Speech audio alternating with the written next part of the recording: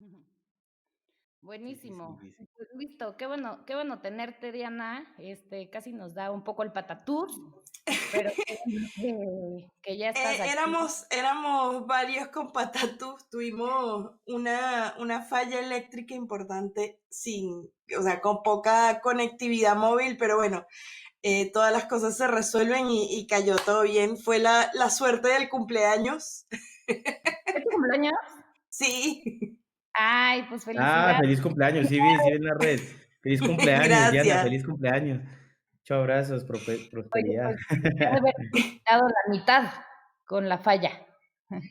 Sí, sí, ya parece mentira. Yo no me imaginaba que iba a celebrar mi cumpleaños en la oscuridad. Fue muy gracioso. Pues sí, a veces así pasa, y pues nada, hombre, qué bueno que estás aquí, qué bueno que regresó la luz y pues estamos listísimos para escucharte todos y emocionados. Y pues Juan, justo yo creo que juntamos todas las preguntas que tenga la audiencia al final y los ponemos a los dos a responder y hacemos quien quiera contestar una y una y creo que eso puede Perfecto. funcionar muy bien. ¿Les parece? Perfecto, yo Perfecto. perfecto. Todo perfecto Bien. por aquí. Yo Pues te ponemos aprovechar y... acción, Diana, y nosotros apagamos nuestras cámaras justo para darte protagonismo. Perfecto. Bueno, el título de mi charla es bastante místico. Se llama El arte, parte y cultura de la documentación. Y es un tema que tiene mucho significado personalmente para mí en el tema de comunidad. Yo siempre, el comentario común era de que, bueno, cada vez que yo usaba una herramienta nueva, el selling point 100% era ver primero qué tal la documentación y luego el tema de la comunidad, ¿no? Antes de empezar, bueno, pues me gustaría presentarme. Perdónenme la tosecita, son efectos secundarios del coronavirus. Este, Mi nombre es Diana Rodríguez, soy Google Developer Expert en Web, Cloud, Maps y Firebase. Soy OutZero Ambassador, también Women Tech Makers Ambassador, Microsoft MVP y soy Developer Advocate, Python Developer Advocate en Vonage. Si se quieren poner en contacto conmigo, me pueden conseguir en Twitter, @cotufo82 o superdi.dev. Igual, siempre me gusta hacer la salvedad de que no soy el oráculo y de que si bien quisiera tener todas las respuestas, no las tengo. Pero lo que tengo que compartir con ustedes, pues, es una colección de cosas que he aprendido a lo largo de mi carrera y mucha experiencia también en el área de la comunidad y también en la parte de documentación. Y me gustaría empezar con un párrafo que está en la documentación de Vue.js que me gusta mucho, que dice efectos de la cultura de DevOps. Y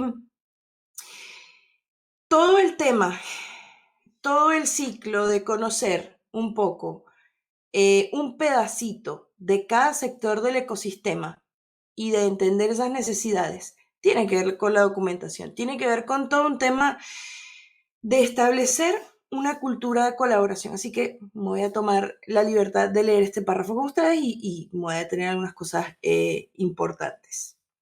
Entonces dice, la adopción de la cultura DevOps, herramientas y prácticas ágiles de ingeniería tienen, por sobre todas las cosas, el lindo efecto de incrementar la colaboración entre los roles de desarrollo y operaciones.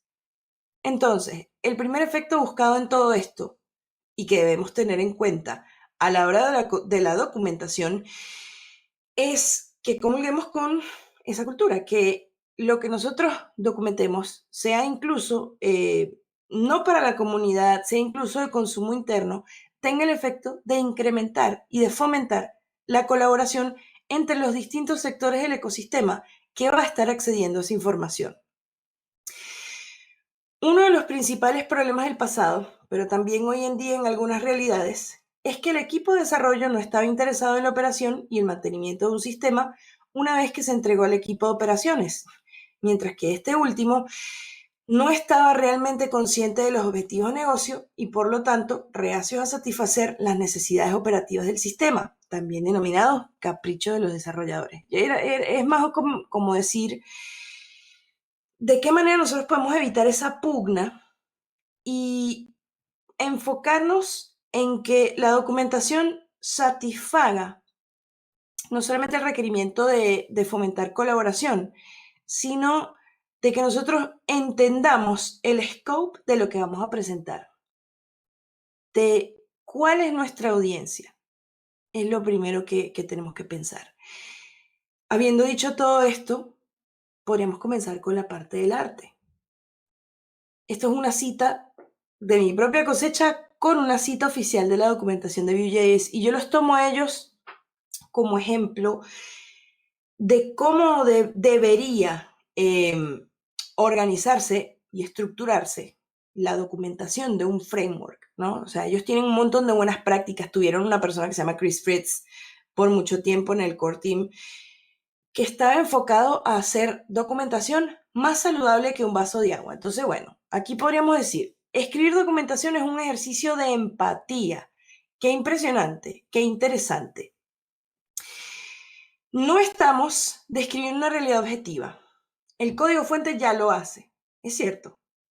Nuestro trabajo al documentar es ayudar a dar forma a la relación entre quien usa ese código y el propio ecosistema que se está creando alrededor de ese código. Entonces, no es toda la parte abstracta de la lógica porque, a ver, ¿podemos leer código? Sí, podemos leer código. Hay cosas que podemos entender al leer ese código. Pero la documentación como ejercicio de empatía le da forma a la relación de esas personas que usan ese código y el ecosistema que se genera. ¿Qué tal, no? Y que esto se aplica a cualquier ámbito, sea documentación de consumo interno en una empresa, sea un proyecto de comunidad, etcétera, etcétera. Vamos a recordar normas esenciales y bueno, ya aquí nuestro compañero nos había hablado de esas herramientas y el principio de la repetición es importante en el proceso de aprendizaje. Es lo que a nosotros nos ayuda a recordar, a establecer una memoria y a asociar una imagen con un hecho. Entonces, vamos a volver a recordar lo esencial que son las reglas básicas de este technical writing. La primera, tenemos que usar voz activa. La voz activa indica que el sujeto realiza la acción del verbo mientras el complemento la recibe. Por el contrario, la voz pasiva, en este caso el sujeto recibe la acción del verbo y el complemento realiza esa acción. Cambiar una oración activa a pasiva es como que complicado en un tema de documentación. Nosotros necesitamos que el usuario entienda, o el usuario, la usuaria, o la usuaria entienda cuáles son las acciones a realizar, quién las realiza y cómo. La segunda parte, evitar el uso de terminología complicada. Hay términos que son muy específicos de un ecosistema.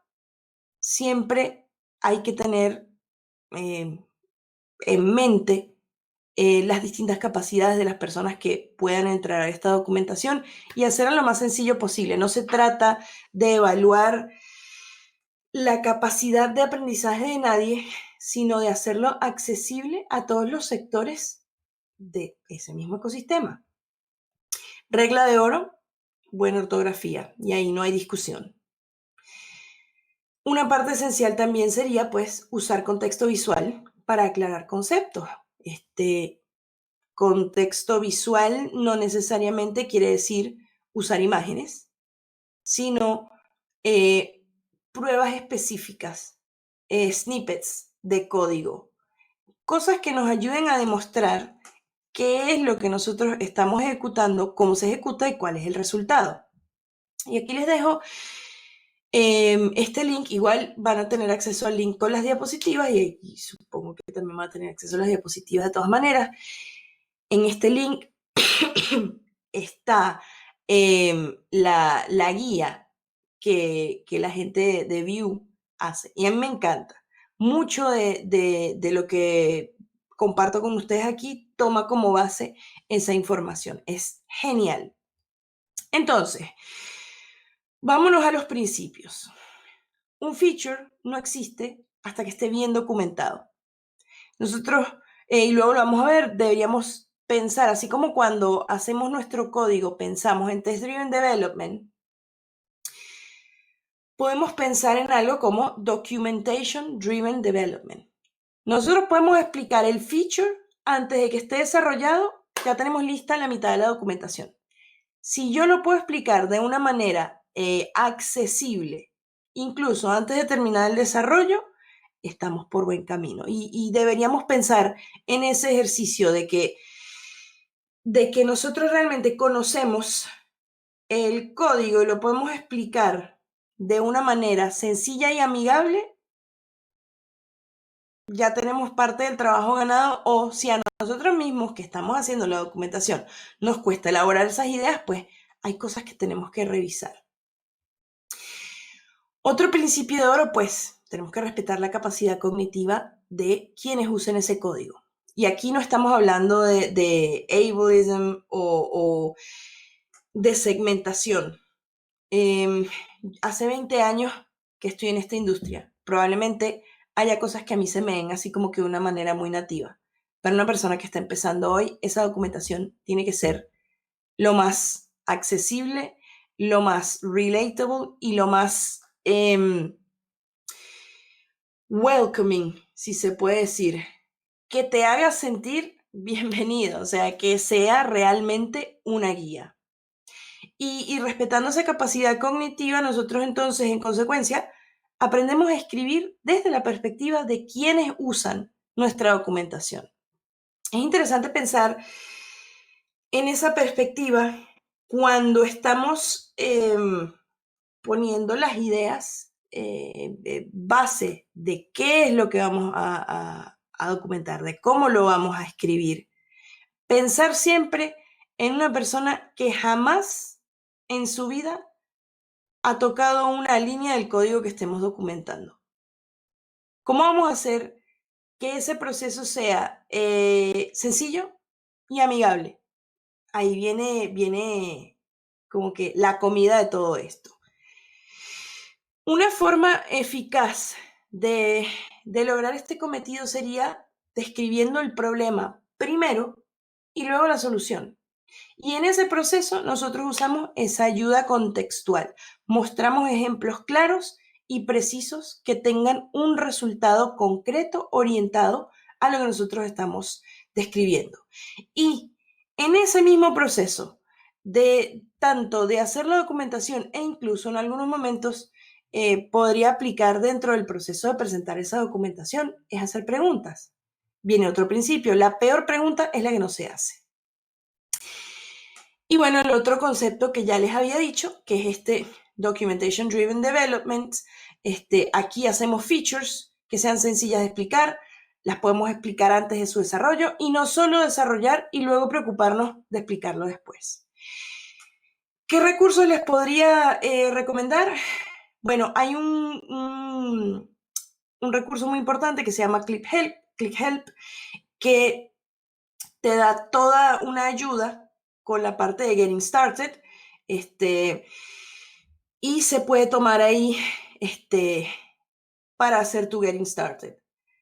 Otro recurso importante es una tabla Step Action. Podríamos ver en este contexto hablar de un proceso de toma de decisiones. Ahí le provee al usuario como que con más información de fondo que una lista de tareas ordinarias.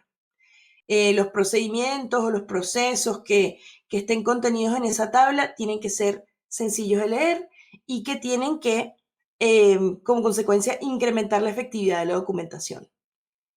Estas tablitas de Step Action a mí me gusta mucho porque como que rompen toda la idea general en una instrucción paso a paso donde la persona que está leyendo puede ir siguiendo fácilmente para alcanzar un objetivo específico. Otra cosa importante, ayuda contextual, bueno, esto puede ser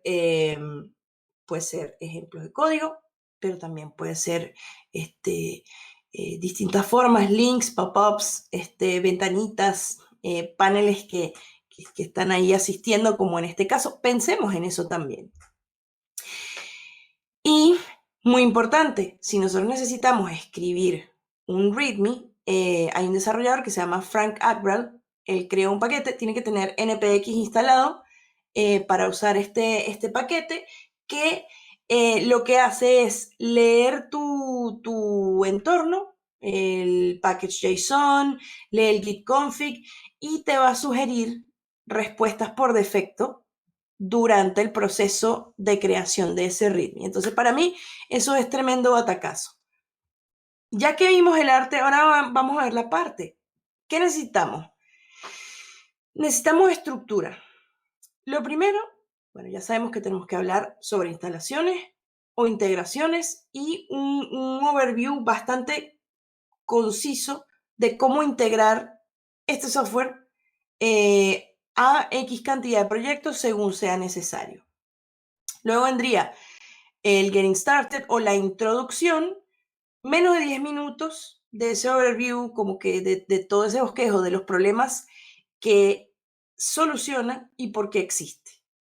Tiene que ser sí o sí menos de 30 minutos en lectura, en tiempo de lectura, y podría incluir cosas como cuándo y por qué usar este proyecto y probablemente unos ejemplos con código. Después de eso, bueno, también se podría linkear a la página de instalación o alguna guía esencial. Luego viene la parte de la guía y podemos hacerla de dos maneras. Esta parte de la guía es para ayudar a los usuarios a que se sientan como empoderados, curiosos, que se sientan realmente inteligentes y que pueden manejar lo que nosotros estamos documentando. Y esto mantiene como que esa motivación e incrementa la capacidad cognitiva para seguir aprendiendo de lo que nosotros documentamos. Esto tiene que hacerse en secuencia y idealmente debería ordenarse en un ratio así como que desde lo más alto en términos de poder, de esfuerzo, hasta lo más mínimo, ¿no? Podríamos pensar en la guía, en una guía básica, en una guía avanzada. La guía básica no debería tomar más de 5 horas en leer. Mientras más corto, mejor. Ahí debería estar más o menos un 20% del conocimiento que va a ayudar a los usuarios a manejar el 80% de los use cases. De ahí en adelante se puede desarrollar algo un poco más avanzado, tipo más guías avanzadas, hablar más de APIs, pero aquí tenemos que pensar en que vamos a darle la información a las personas que necesiten para evitar que tengan una experiencia frustrante y que sea algo a lo que uno pueda volver o que tal vez sea algo que se pueda buscar, que se pueda googlear. Luego vendría más la guía más avanzada. Si bien esta guía, digamos, de la guía básica ayuda con el 20% y el 80% de los use cases, las siguientes guías que sean más avanzadas tienen que englobar ese 95%, un poquito más, a un nivel un poco más avanzado. Luego seguimos con migraciones. Tiene que haber información sobre las versiones y de cómo migrar a la siguiente versión, o si se está migrando entre proyectos, etcétera, etcétera.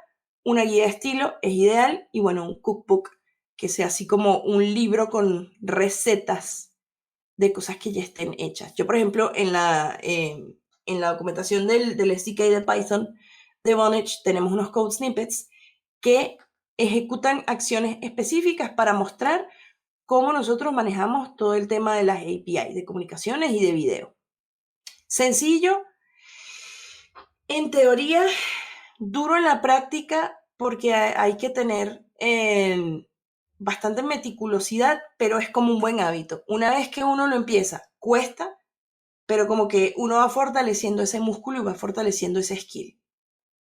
Si nos movemos a la parte de la cultura, entonces, ya que nosotros tenemos el arte, que ya sabemos a dónde vamos, en la parte ya sabemos cómo ejecutar, y la cultura vendría siendo cómo vamos a mantener una cadencia de participación de la comunidad, sea de consumo interno o open source.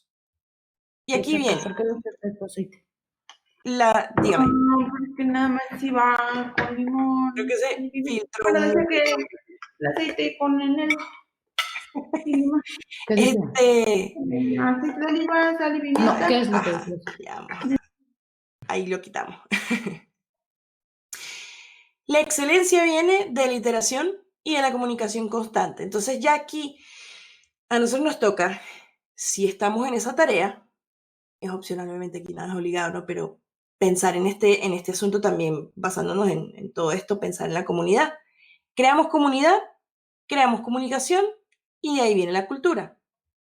Nuestro proceso en el desarrollo de la documentación debería seguir más o menos este patrón. Malo, documentación mala, documentación que va ok, documentación buena, y ahí es cuando sale a consumo de la comunidad, que nos va a ayudar con sus sugerencias y con su feedback a llevarla a un nivel genial. Y de esa iteración, nosotros podemos llevarla a un nivel inspirador, y de esa iteración y de ese feedback podemos llevarla a un nivel excelente. Y es un proceso que nunca acaba.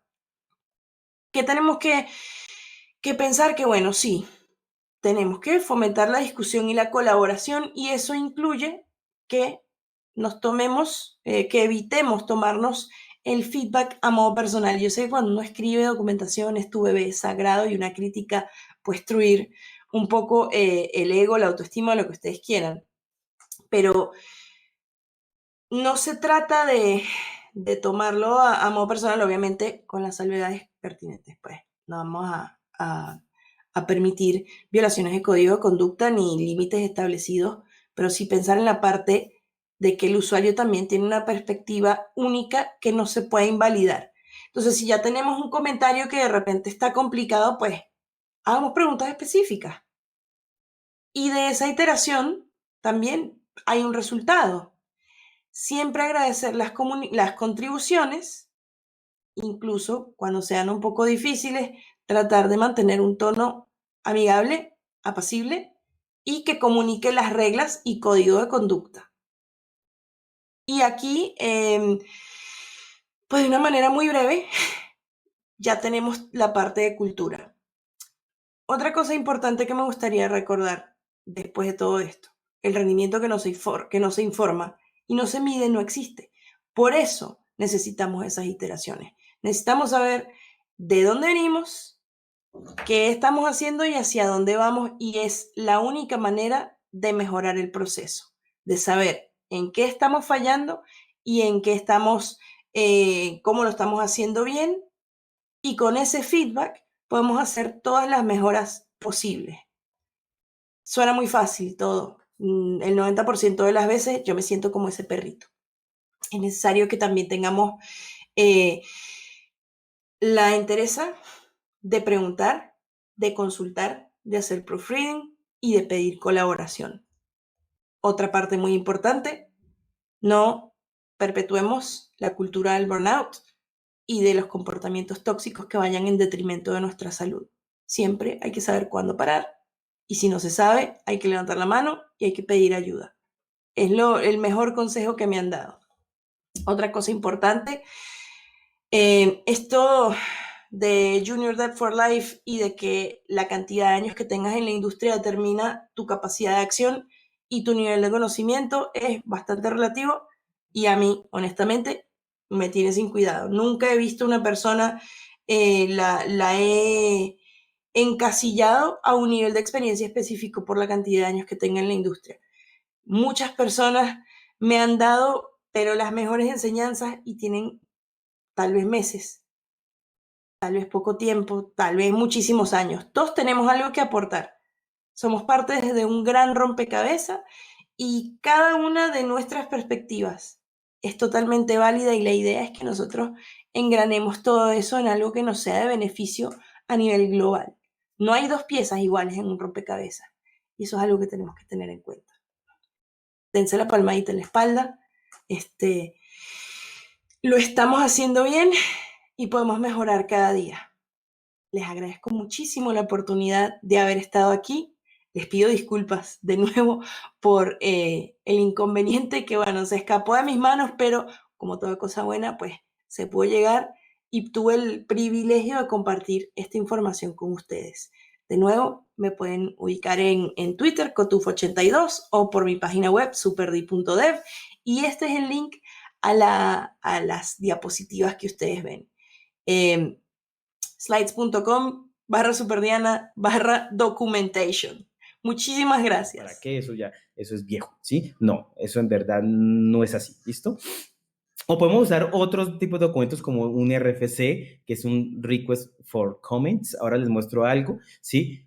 Y también en la etapa de diseño, hasta documentamos ahora que si hacemos una arquitectura, si optamos por unos patrones o estilos basados en arquitecturas distribuidas, así que tendríamos que de pronto usar algún medio de comunicación como las APIs, pues también hay que documentarlas, ¿sí? Entonces miren que existe documentación en las diferentes etapas. Entonces, en la arquitectura de software existen estos diagramas, como un diagrama de componentes que me ayuda a poder entender muy bien el sistema, cómo se relaciona, qué componentes hay que crear, dónde se alojan estos componentes, o seguir un modelo como C4, que les digo que da como unos paso a paso para decir, listo, este es el usuario, interactúa con estos sistemas y voy a hacer zoom a un sistema, después hago qué containers tiene esto. Cuando digo containers, no son contenedores, de pronto estoy pensando en contenedores de Docker, ni nada de eso, no. Tienen que ir al modelo C4 para que tengan que es un container, pero al final es esos como componentes que tiene, o unidades que tiene, o módulos que tiene este sistema que estoy haciendo un zoom. Y aquí podría ir definiendo algunas tecnologías, qué base de datos y todo eso, ¿no? Luego, aquí tenemos otro que son, podemos hacer luego un zoom a esto y hacemos algo componente, y después hacemos un zoom a esto y llegamos hasta un diagrama de clases si queremos, donde mostramos algo del código. Entonces, mire que nos da como un paso a paso, algo como más fácil de guiar, que de pronto podemos encontrar en otros que no sabemos cómo, ¿no?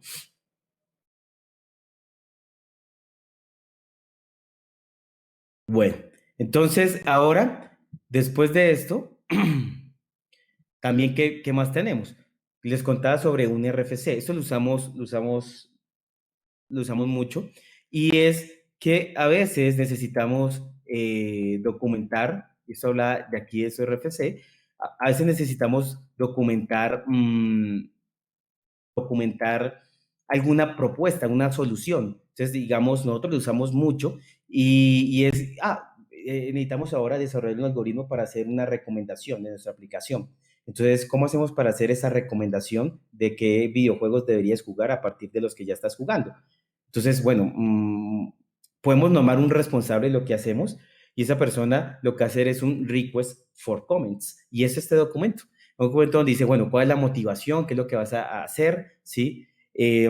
¿Cuál es la propuesta? Si necesitas montar diagramas ahí, o ML, u otros diagramas, qué métrica, cómo vamos a medir esta solución, cuáles son algunos riesgos que se puede dar, cuáles son algunas alternativas, cuáles son algún impacto que se tiene, bueno, y diferentes ahí, que es muy sencillo, esto lo pueden encontrar, eso es muy usado en el mundo de open source para yo hacer una propuesta a un framework o algo así, y esto lo usamos y en verdad ha sido de gran ayuda porque pasaba que decíamos, bueno, ¿cómo ahora vamos a hacer el módulo de medallas? Entonces hacíamos algunos diagramas y demás, debatíamos, pero no todo quedan los diagramas, sea como UML, siguen siendo unos diagramas que no son totalmente formales. Ya para llegar a algo totalmente formal, pues ya existe programación formal, técnicas formales que ya son más avanzadas, ¿no? Pero en esto no vamos en OML puede haber ambigüedad.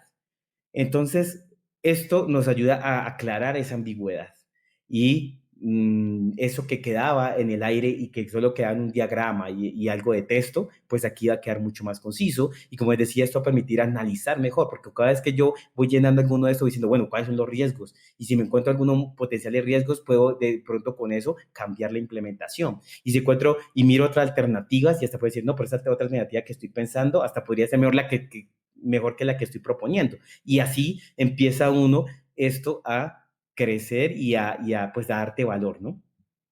Y está lo otro que puede ser otra documentación, como decía, de las APIs. Si estás construyendo un sistema distribuido y demás, pues puedes documentar las APIs y deberías documentar las APIs para que esto sea como un directorio de tus APIs, de tus servicios, para que se pueda buscar, pueda que cualquier desarrolladora pueda venir aquí, buscar, ejecutar, mirar cuáles son los parámetros que recibe, cuáles son los parámetros, cuál es la salida. Toda esta información la podemos encontrar y así podemos, en verdad, llegar a estos atributos de calidad como la reutilización, la mantenibilidad y demás, ¿no?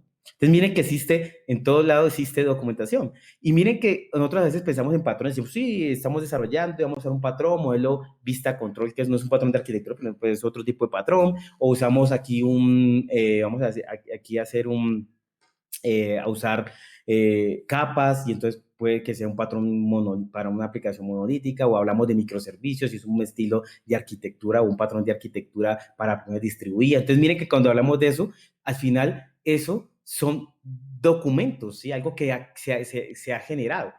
Y eso, ¿sí? Son experiencias de expertos, eso son soluciones, se vuelve un vocabulario, se vuelve una forma de poder lograr atributos de calidad, de poder desarrollar arquitecturas complejas. Al final eso es algo que se documentó. Cuando nosotros tenemos un problema, ¿sí? También es bueno, así como igual que un patrón, documentarlo, puede ser como un RFC, algo así, y con eso, pues ya estamos generando experiencias de expertos, generando un vocabulario y demás, ¿no? Ahora, llegamos al código. Entonces ya pasamos por la etapa de análisis, por la parte de diseño y ahora en el código, que de pronto es lo que más nos gusta y demás.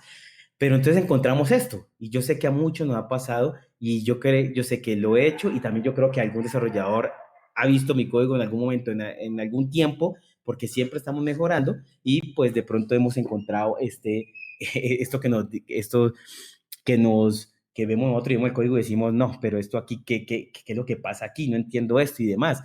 Y empieza una métrica de Robert C. Martin que dice que el buen código, o sea, para medir un buen código es WTF sobre minutos. Entonces, entre menos WTF sobre minuto se tiene es porque es un buen código, pero si hay más es un mal código, ¿no? Entonces, para que no suceda esto, y vamos a hablar de documentación aquí en el código, es que en el código, ¿sí? Los comentarios son, como dice aquí, son usualmente creados con la mejor intención. O sea, nadie está haciendo un comentario con la mala intención, pues, ¿no? Está viendo con la buena intención. Sin embargo, a veces suele ser que esa documentación de ese código en verdad está ocultando, ¿sí? Un mal código, ¿sí? Y está ocultando que ese código no es intuitivo, que no es obvio, que no es fácil de entender, que no es fácil de analizar, de modificar. Y eso puede pasar. A veces uno, y me ha pasado, no puedo decir que no, ¿sí? Uno llega y dice, no, esto está como complejo, te lo voy a explicar aquí y coloca ahí como la explicación. Entonces uno hasta mismo dice, está como complejo de entender esto. Entonces está ocultando eso, ¿sí? Y lo que tenemos que hacer es en verdad mirar cómo podemos mejorar ese código, ¿sí?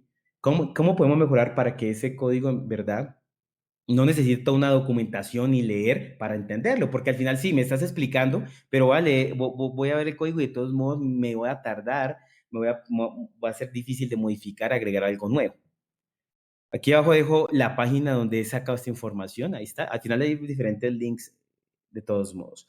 Y entonces empieza a ver algo que se llama un code smell. Un code smell es como un código que huele mal, que huele feo.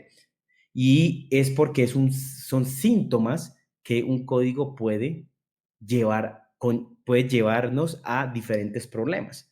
Entonces, los códigos mail pueden buscar en internet, hay varias páginas, aquí les coloco una muy, muy buena, donde hay diferentes códigos mail, que sería bueno que los leyeras, los practicaras, para que no fueras a llevar a tu código a un gran problema.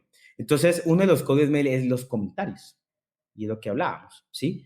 Y ¿sí? Una frase muy, muy célebre es esta: el mejor comentario es tener un buen nombre para métodos, para clases, para variables, ¿sí? Hacer algoritmos o nuestro código lo más sencillo y no complicarnos la vida. O sea, tú puedes hacer un i, los que ven código i igual a i más 1, pero también puedes hacer i más igual a 1. Eso es lo mismo. Pero también puedes decir i menos igual a menos 1 y eso da lo mismo.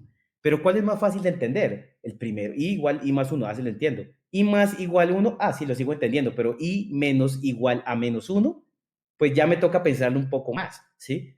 Y si te pones, y yo sé que nunca había escuchado, te pondrás y dices, ay, vamos a ver, i menos igual a menos 1, claro, eso da lo mismo, ¿sí? Da lo mismo, pero es más difícil de entender y analizar y hacer un cambio rápido. Y eso es lo que tenemos que hacer, o sea, no tenemos que complicarnos escribiendo un código complejo para que otros piensen que somos los mejores desarrolladores, desarrolladoras, no.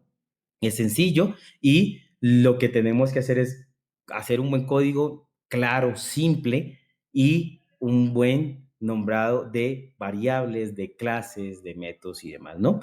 Hasta cosas tan sencillas como formatear el código. Y crean ustedes, pero eso es muy fácil. El IDE te lo hace. Sí, el IDE te lo hace. O a veces IDEs no te lo hacen o editores no te lo hacen.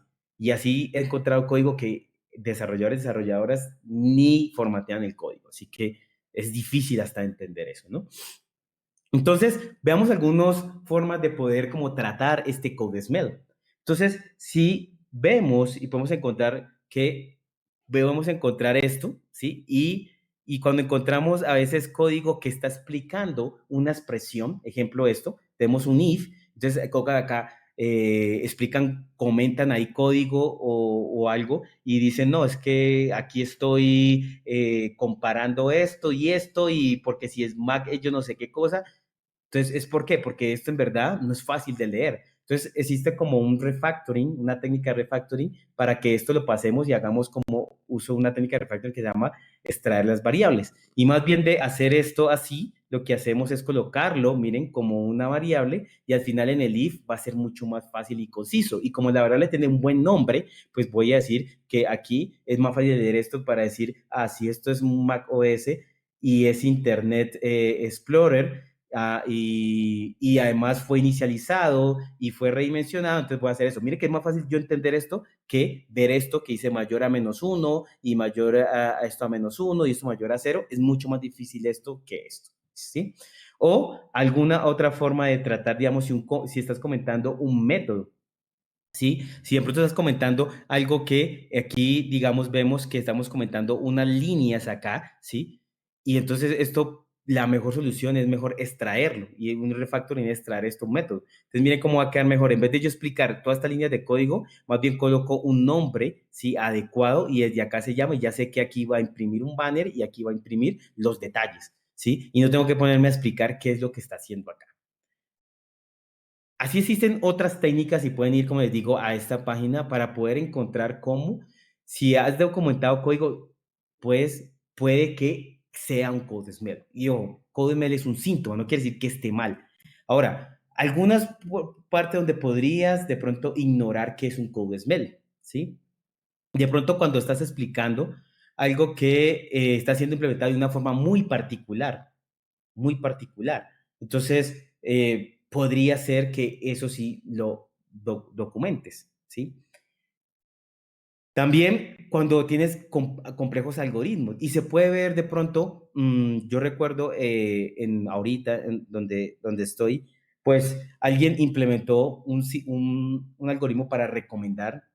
Nosotros hacemos una aplicación para aprender otro idioma, inglés. Pues les cuento que es totalmente diferente a las aplicaciones actuales porque es totalmente personalizable. Así que puedes aprender de los videos que te gustan de YouTube, de tus cantantes favoritos, de tus series favoritas y vas a poder hacer muchos ejercicios a partir de lo que te gusta. Y además tenemos un sistema de recomendación y demás que va a recomendarte qué estudiar a partir de lo que vas vas avanzando y demás, ¿no? Entonces, uno de los del sistema de recomendaciones, si quieres aprender vocabulario, si estoy aprendiendo una palabra, y de pronto yo que sé, ignore, pues quiero, ¿cuál sería la próxima palabra a aprender? ¿Sí? A partir de lo que has jugado, a partir de tu comportamiento y todo eso. Entonces alguien desarrolló un algoritmo, pero no quiero decir que se lo inventó, sino que es una persona que sabe muy bien de NLP y procesamiento de lenguaje natural y algunas cosas de Machine Learning, así que vio unos artículos, unas referencias y demás de cómo una palabra puedes recomendar otra palabra que sea la más próxima a esa, ¿sí? Por su significado y tal cosa. Bueno, varias cosas ahí. Entonces, él tomó eso, ¿sí? Y lo desarrolló. Pero entonces ahí, digamos, en esos casos, sí es adecuado documentarlo. ¿Por qué? Porque es un algoritmo que lo trató de hacer lo más simple posible. Sin embargo, ¿sí? Explica más que esto es un if y que hay que validar esto, más bien es este algoritmo, cómo funciona, de dónde, cuál es la referencia, ¿sí? Como ese artículo o quién fue el creador en verdad de la literatura de ese algoritmo y cómo y por qué lo recomienda y por qué optó por ese algoritmo, que podría ser otro documento, pero ahí da alguna aclaración y algunas aclaraciones de los conceptos que usa ahí, colocaciones y no de qué cosa, y que por qué hace una operación, que por qué hace una sumatoria y demás, pues está explicando eso. Pero miren que es para poder llevar a cabo ese algoritmo es este, y si yo que profundizar en el algoritmo, ahí hay una explicación sencilla, pero puedo ir a un link que de pronto me puede entregar ahí o en otro lado para poder ir a ver ya más a profundidad eso, ¿no?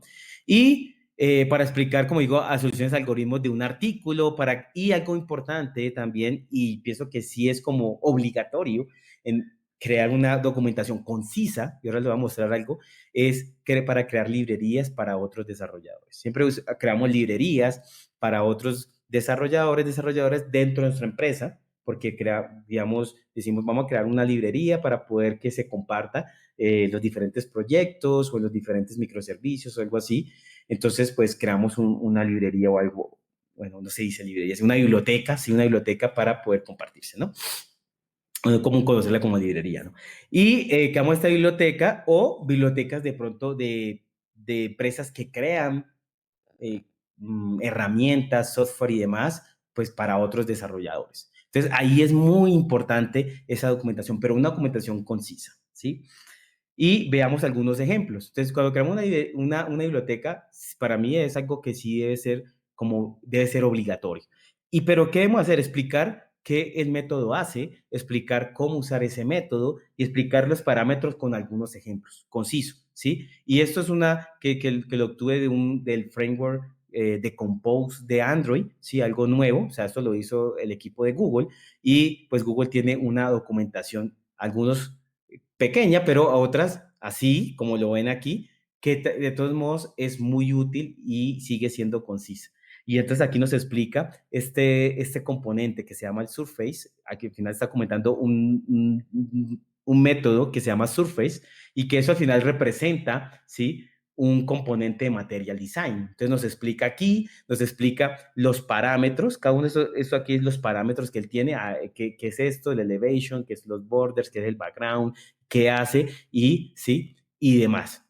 Entonces, esto pues es muy útil para otros desarrolladores porque esto tiene muchos parámetros, tiene más que todo el número de parámetros que tiene como 5 parámetros que hace de pronto complejo su uso. Además son opcionales y demás y hace complejo su uso. Entonces, para otro desarrolladora sí es importante tener esta documentación. ¿Listo? Pero como digo, conciso como ustedes ven ahí. Ahora, ¿qué librerías pueden usar para poder crear esta documentación? Entonces existe una que me gusta que se llama Sphinx y este Sphinx está creado para Python. Sin embargo, puedes documentar cualquier cosa que quieras, ¿sí? Usa un lenguaje específico, muy sencillo, no recuerdo, es un lenguaje también conocido, pero al final lo puedes exportar a un PDF, a un HTML, a LaTeX, ¿sí? A diferentes formatos, lo puedes exportar y puedes generar documentación, documentaciones que puedo hacer algo como esto, o sea, si yo quiero esto ponerlo en un HTML, lo puedo hacer, ¿sí? y de una forma sencilla, bonita y demás.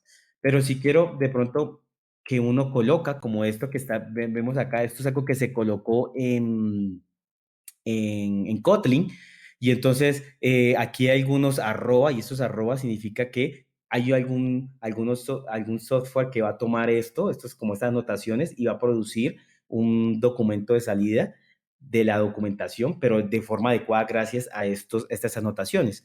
Entonces, este mismo Sphinx también permite hacer eso solo para Python. Entonces, tú puedes colocar en Python alguna sintaxis especial en Python, en tu código, y después luego Sphinx va a tomar eso y va a generar la documentación adecuada. Pero, sin embargo, no quiere decir que no pueda generar cualquier otra documentación. Eso sí, no va a tomar, digamos, si yo tengo esas anotaciones en Java, en Kotlin o algo así, pues no las va a tomar y las va a reconocer. Pero tú puedes generar algo para producirlo en un LaTeX o en un PDF o algo así, ¿no? Para cada uno existen diferentes herramientas. Si usted lo está buscando en Java y ven sus anotaciones, pues existe algo llamado, varias aplicaciones que usan como ese estándar y se llaman JavaDoc y generan esa documentación, ¿no? Para que pues sea más fácil de compartir y demás. O en Kotlin también existen sus herramientas y así buscan en JavaScript y demás. Podemos generar aquí una página web donde esté la documentación, podemos generar un README, ¿sí? Si nosotros usamos, tenemos nuestro código y demás en GitHub, pues podemos colocar un README de esto, ¿sí? Ejemplo, esto es uno de nosotros, y uno coloca ahí, qué hace este servicio, ¿sí? Qué capacidades o métodos tiene, cuáles son los parámetros, cómo se usa, cómo se ejecuta sus pruebas unitarias, ¿sí? Información que ustedes requieran entregarle dependiendo de su público. Digamos, en este caso, para los desarrolladores, pues lo necesario para que ellos puedan ejecutarlo, puedan probarlo, puedan ejecutar sus pruebas unitarias, puedan entender la organización. Ahí se puede generar una documentación. Lo mismo, bueno, para cada lenguaje que, como les contaba, por medio de anotaciones, pues es posible que un software lo tome y genere la documentación en HTML o en otro formato. Ahora, esta es la parte de implementación, de construcción, y pues también hay una etapa de testing. La etapa de pruebas, como le hablaba, sí, el software, la calidad de software es transversal en todas las etapas. Sin embargo, de pronto puede haber una etapa que sea que ya tenemos el código y ya ese código lo vamos a probar. Entonces ahí podemos tener diferentes plataformas y también se documenta. Usamos, ejemplo, TestLink. TestLink es open source, es gratuito, ¿sí? No tienes que pagar licencia ni nada de eso. Y aquí puedes documentar tu proyecto y el proyecto, tus casos de prueba y enlazar tus casos de prueba con los diferentes errores. Así que si alguien quiere probar un componente de tu sistema, pueden ir acá y miren que gracias a la documentación puedo compartir eso y decir, yo como desarrollador quiero probar este componente, vengo acá y él me da yo aquí documenté los pasos a pasos para poder probar y además para ver si la prueba está bien o está mal. Entonces miren que esto es documentación y de gran valor. También documentar los errores. Pueden usar si algo tan sencillo como Trello, ejemplo, o Jira, lo que sea que usted quiera usar para colocar errores, o como Mantis, otro free para poder colocar los errores. Y esto es muy importante porque miren que los errores, si los documentamos, siempre no solo la herramienta, sino generemos una plantilla adecuada para documentarlos, pues esto va a servir como una base de datos, ¿sí? Una forma de aprender, porque cuando yo encuentro otro propio error, yo puedo buscar en esta base de datos y decir si alguien tuvo el mismo error y de pronto cómo lo solucionó. Entonces, es muy importante esto. También en la parte de calidad que no tengo aquí, digamos, hacemos unos code review. Esos code review pues pueden generarse a partir de un pull request que hagas de un código. Ahí en ese pull request también tenemos una plantilla adecuada para informarle qué estamos haciendo. Y miren que todo eso es documentación y eso va a quedar para que en algún momento si, bueno, desarrollamos hace 2 meses esta funcionalidad, cuál fue el cambio que hicimos, qué comentario se hizo y todo eso puede dar valor a la empresa, ¿no? Y bueno, recomendaciones, ya para finalizar, si ustedes ven, hay que crear la documentación necesaria. O sea, la documentación es importante, como les digo, quitarse de pronto esa idea que, no somos ágiles, entonces como ágiles no usamos documentación. No, no es así. Como les digo, el manifiesto lo dice, es software funcionando es más importante que la documentación exhaustiva, pero no quiere decir que la documentación no exista ni nada de eso, es saber qué documentar, cómo documentar, pero si ustedes ven, la documentación da unas grandes ventajas y pues grandes beneficios a lo que hacemos, ¿no? Nos ayuda a compartir esas experiencias, eso es muy importante. De pronto llega alguien nueva al equipo, entonces la documentación, él puede mirar todos los RFC que hemos hecho y puede aprender, uy, mira cómo hicieron aquí el algoritmo de recomendación, uy, cómo hicieron para poder crear estos juegos, uy, cómo hicieron para poder priorizar el contenido, qué usaron, qué estrategia. Entonces, miren que eso va a ayudar a compartir experiencias. Y no solo por el RFC, sino que también alguien comentó un error, lo documentó, lo colocó como en un blog, lo colocó en cualquier parte de nuestra práctica, según lo definamos. Tenemos un README en nuestros repositorios, pues ya esa persona va a poder obtener el código, poder probarlo, correrlo y demás. Entonces, mire que todo esto sirve a muchas cosas, como ser productivo, como aprender, como alinear y llegar a un nivel, todos los desarrolladores, a un nivel, pues que todos incrementen, que tengan un nivel bien, ¿sí? Entonces, pues va a ayudar esto. Compartir soluciones, como les contaba, es una gran herramienta para aprendizaje y antes que todo, el clean code debe ser antes de cualquier cosa, ¿sí? Entonces, sí, la documentación, como vieron, ¿cuándo podría hacerse? Pero ante todo, no tapemos nuestro mal código con una documentación, sino tratemos de hacer lo mejor código, ¿sí? Antes para no generar documentación, ¿listo? A nivel de código, ¿no? Eso es todo lo que quería contarles el día de hoy. No sé si tienen alguna duda. Aquí quedan algunas referencias de todo, más o menos de lo que hablé. Y pues muchas gracias. Recuerden mi Twitter, JG Gómez T, por si que pronto quieren de pronto de aquí preguntarme algo. Comparto muchas cosas acerca de eventos, cosas técnicas y demás. Mi Twitter es en verdad dedicado a eso. Y pues no sé si hay alguna pregunta. Y gracias.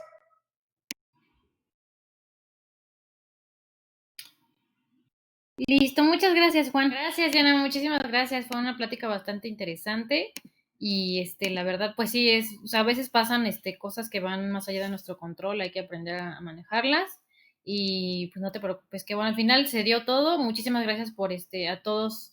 Muchísimas gracias, Juan, por presentarte antes de lo planeado y también muchísimas gracias a los demás por esperar. Y bueno, a continuación vamos con las preguntas. Entonces, si tienen algunas preguntas, yo ahorita les voy a compartir la presentación de Diana. Por acá, listo. Y bueno, si tienen alguna duda, cualquier cosita, pueden realizarla en el signo de interrogación o bien en el chat y nosotros ahorita les respondemos.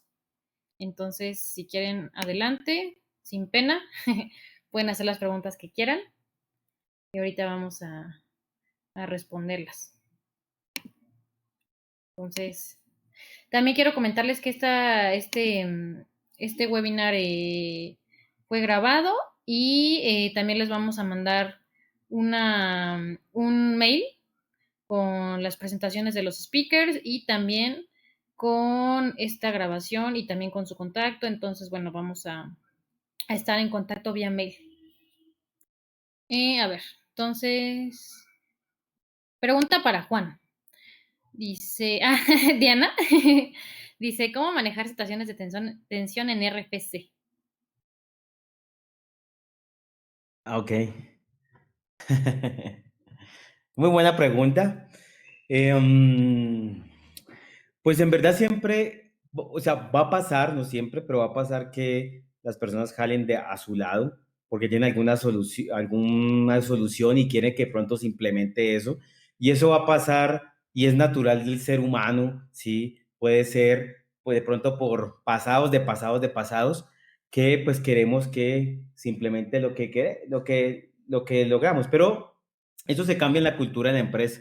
Y lo que tratamos en la empresa es escuchar a todos, ¿sí? Pero luego evaluar por cuál es la mejor solución. O sea, hay que escuchar a todos su solución, pero si hay ya un debate, de pronto ya específico, no, de que es que esta parte no es así, sino que yo la prefiero así, así, y empieza como a no salir de ese círculo, lo que hacemos es alguna votación y de pronto decir, no, yo pienso que mejor es esta por esto y esto, y yo pienso también que es mejor esta, esto y esto, y al final una votación hace que la otra persona pueda percibir que esta otra solución, que no es la mía, pues es la más adecuada para el problema. Pero sin embargo, lo que hacemos es tener una cultura abierta, una cultura de que todos puedan proponer si lo desea, de escucharlos y al final, si la mejor propuesta, pues es la que va a ir.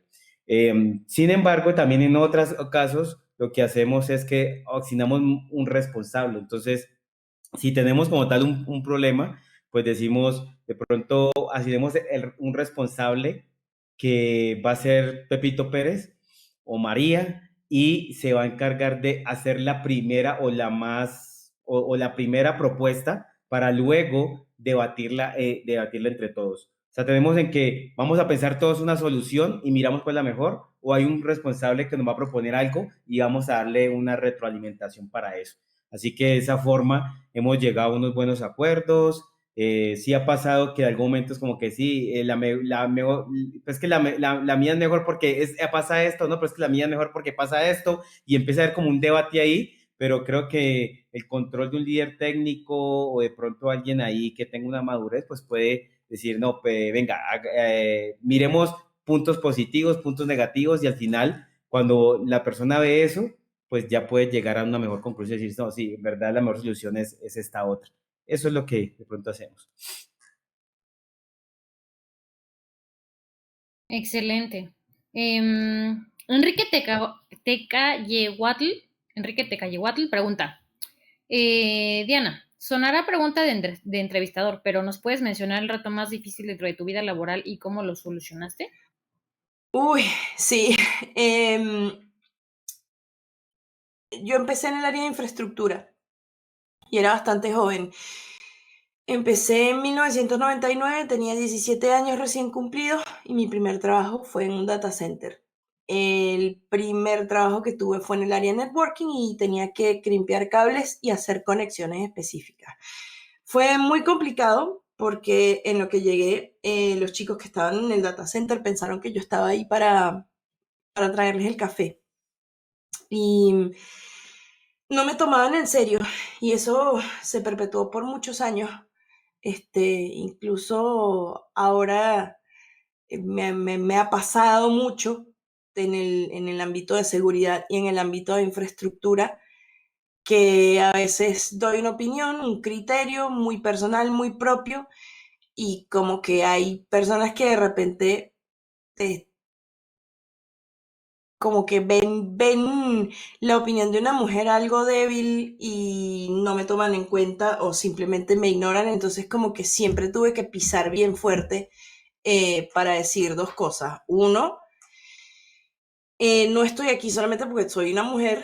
Dos, soy una mujer con achievements, con experiencia y con conocimiento y sé de lo que estoy hablando, sin rayar en ser engreída, pero como que el mayor reto siempre fue poner, poner a ese tipo de personas en su sitio y decir, hey, no, aquí si me llamas a mí y si yo soy la especialista, te estoy hablando como especialista y este es mi criterio, hay que evaluarlo. Yo creo que ese ha sido el reto más heavy.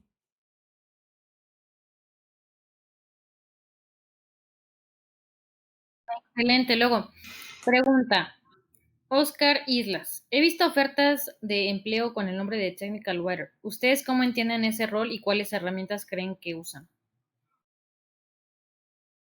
¿Quién quiere contestar?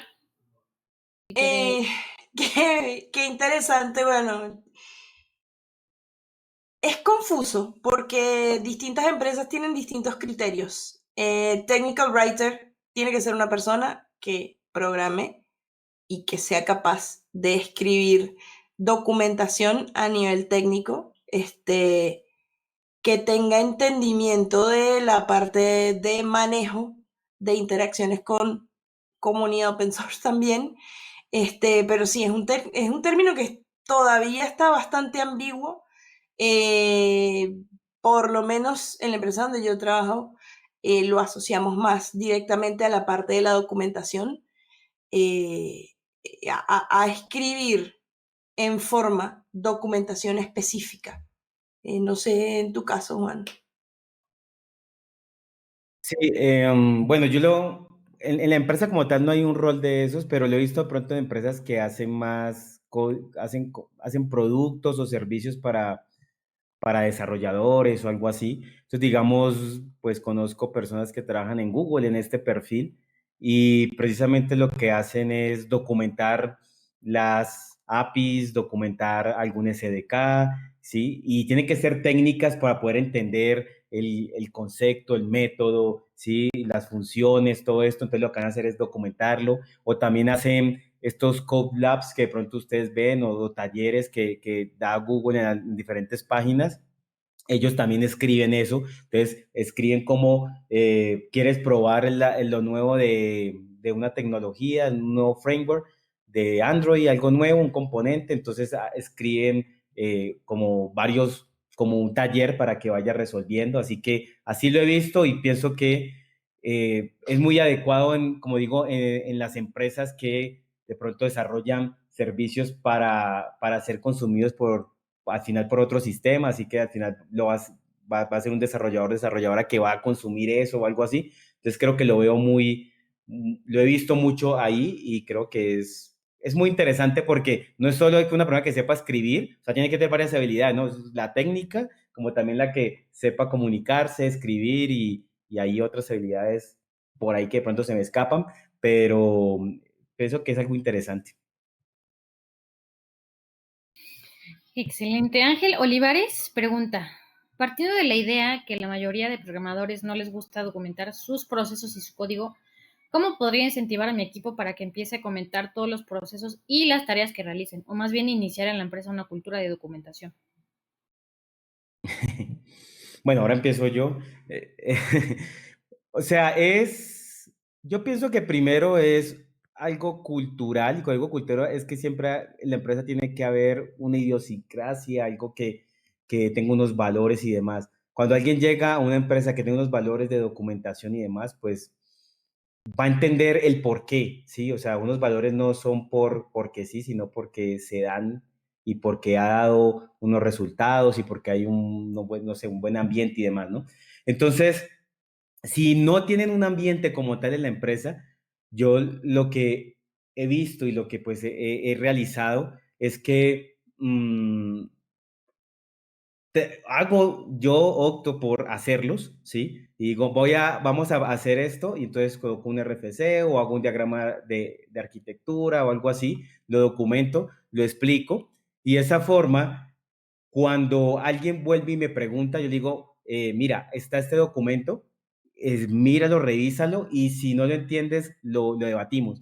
Cuando las personas empiezan a ver esto, ¿sí? Que tú lo haces, tú das el ejemplo, y que además que cuando necesitan saber algo van a esta documentación y demás, se han dado cuenta que en verdad esto es muy útil, ¿sí? Porque si Juan Guillermo está de vacaciones, si Juan Guillermo no puede reunirse ahora, mira que la documentación en verdad me ayudó para poder resolver el problema. Si yo soy desarrollador y alguien me dice, es que hay que tocar este microservicio y voy y veo un README, ¿sí? Donde está bien detallado, donde me dice cómo usarlo y todo, pues eso voy viendo que eso me está dando valor. Entonces, es hacerlo, ¿sí? Así no lo hagan y de pronto enseñarlo y ser muy radical en el sentido en que siempre hacerlo y que si alguien te dice quiero saber sobre eso, mira, lea primero aquí y después lo podemos hablar y vas a ver que eso puede cambiar esa mentalidad. Estoy hablando de todo el proceso. El que desarrolla y se encarga de su desarrollo, hay que llevarlo a que haga las mejores prácticas, a que tenga un código limpio, que eso pues es una forma de minimizar la documentación. Sin embargo, hay, como mostraba yo, hay momentos que hay que realizarla. Pero lo que hay que llevar es que, listo, no te gusta la documentación, pero mira que hay que hacer un mejor código, hay que nombrar mejor las variables, hay que extraer esto mejor, ¿sí? Hay que enseñarle eso, darle mentoría, coaching y con lo que hay que documentarlo y a veces uno se da cuenta en los momentos específicos. Digamos, precisamente ayer tenía un caso con un desarrollador que me decía, Juan, ¿vos te acordás cómo es que hicimos esto y esto? Sí, entonces yo le dije, pues yo me acordaba algo, pero lo hablamos, nos reunimos 3 personas y en verdad no recordamos, tuvimos que ir al código y demás, y ahí donde le dije, mire que si tuviéramos el RFC de eso, no tuviéramos que ir al código, y mire cuánto nos hemos gastado, como 1 hora y media yendo al código, viendo la base de datos, viendo esto para entender cómo es que hicimos eso. Si esto hubiéramos creado un RFC para esto, no tendríamos que ir allá. Y a partir de eso, uno de ellos dijo, sí, voy a crear el RFC o la documentación para eso. Y entonces si uno se va dando cuenta del momento y ahí tiene que estar muy atento para poder generar esa cultura. Eso es. Excelente, sí, muy cierto como dicen.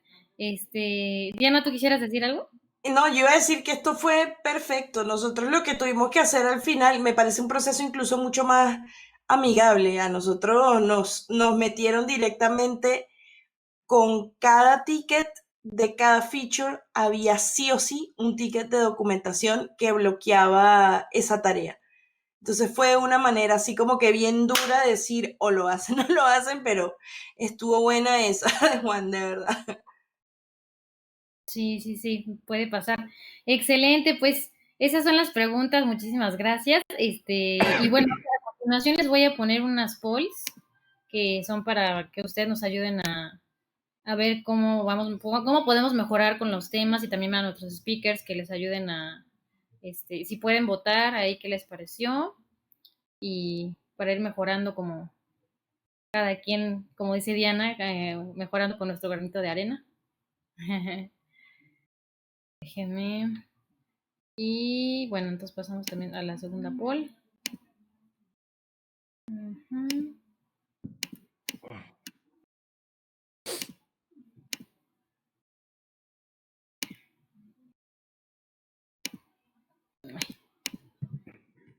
Tecnología.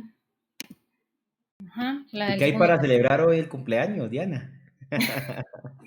Te voy a enviar unas buenas arepas colombianas para que puedas celebrar muy bien y comer algo muy rico. ¿Sabes qué? Casualmente, bueno, yo soy venezolana. Esta mañana me comí una arepa del tamaño de un plato con queso guayanés. Y después al mediodía me comí una arepita con queso paisa y estuvo genial. Uy, ya me dio gana. Ya hace como 2 semanas no como arepa, uy, no. No, ya nosotros esas tierras es así como que es como que le quites las tortillas a un mexicano. Sí, exacto. Sí. Y hubo todo el tema de Excelente. Thanksgiving y todo eso. Entonces, bueno, me compré un pavito con puré de papas y eso, porque a ver, era solamente mi mamá y yo y cenamos así como que súper, súper sencillo. Pero unos amigos me mandaron chocorramos de Colombia. ¡Chocorramo! Uy, no. Me mandaron de ¿Qué son todos los los tipos, chocorramos? tengo arequipe, café, todo. ¿Cómo? Ay, no. Órale, pues Chocorramo, qué rico excelente. el chocorramo. Muchas felicidades, Diana. En serio, muchas gracias por estar aquí por el día de tu cumpleaños. Sabemos que es importante y pues bueno, qué mejor manera que celebrarlo con un webinar.